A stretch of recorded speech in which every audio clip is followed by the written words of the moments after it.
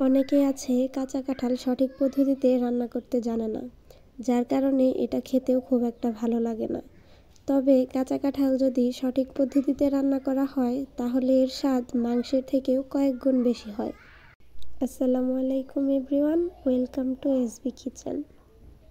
আজকে আপনাদেরকে দারুণ সুস্বাদু কাঁচা কাঁঠালের একটি রেসিপি করে দেখাবো।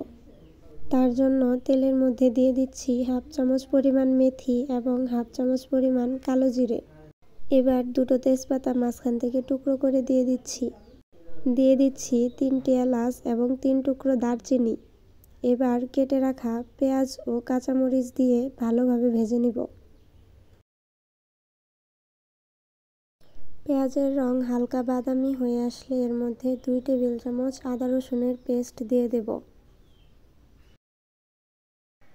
এবার পেঁয়াজের সঙ্গে আদা রসুনের পেস্টকে একটু ভালোভাবে ভেজে নিব, এতে করে আদা রসুনের কাঁচা গন্ধটা চলে যাবে।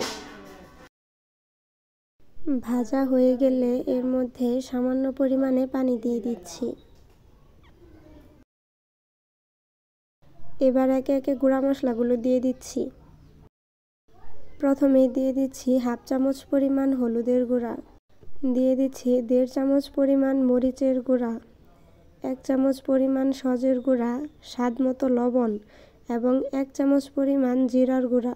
আপনারা এখানে জিরা বাটাও ব্যবহার করতে পারেন। এবার সবগুলো মশলা একটু ভালোভাবে কষিয়ে এখানে আগে থেকে নুন হলুদ দিয়ে সিদ্ধ করে রাখা কাঁচা কাঁঠালগুলো দিয়ে দেব। কাঁঠালগুলো সিদ্ধ করার সময় অবশ্যই একটু হলুদ দেওয়ার চেষ্টা করবেন, এতে করে কাঁঠালের কালারটা সুন্দর আসবে। এবার একটু নেড়েচেড়ে ভালোভাবে মশলাগুলোর সাথে কাঁঠালগুলো মিশিয়ে নিব। এবার ঢাকা দিয়ে কাঁঠালগুলোকে 5 মিনিট কষিয়ে নিচ্ছি। এভাবে 2 থেকে 3 বার ঢাকা দিয়ে কাঁঠালগুলোকে আমি খুব ভালোভাবে কষিয়ে নিয়েছি। কাঁঠালগুলো কষানোর সময় কিছুক্ষণ পর পর একটু ভালোভাবে নেড়েচেড়ে দিবেন, এতে করে কাঁঠালের প্রতিটা অংশে মশলাগুলো খুব ভালোভাবে লেগে যাবে। কষানো হয়ে গেলে পরিমাণ মতো পানি দিয়ে একটু ভালোভাবে নেড়েচেড়ে মিশিয়ে নিচ্ছি। রান্নার সময় খেয়াল রাখবেন কাঁঠাল যেন কড়াইতে কোনোভাবেই লেগে না যায়, এতে করে কাঁঠালের স্বাদ নষ্ট হয়ে যাবে। আবারও ঢাকা দিয়ে 5 মিনিট কাঁঠালগুলোকে খুব ভালোভাবে রান্না করে নিয়েছি।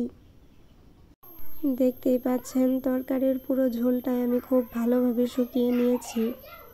কাঁঠালের তরকারিতে ঝোল রাখলে তা খেতে একদমই ভালো লাগে না। এভাবে একবার কাঁঠাল রান্না করে দেখবেন, খেতে অসাধারণ হয়। কাঁঠালকে সঠিক নিয়মে রান্না করলে এটি মাছ মাংসের স্বাদকেও হার মানাবে। এই কারণেই কাঁঠালকে গাছপাঠা বলা হয়।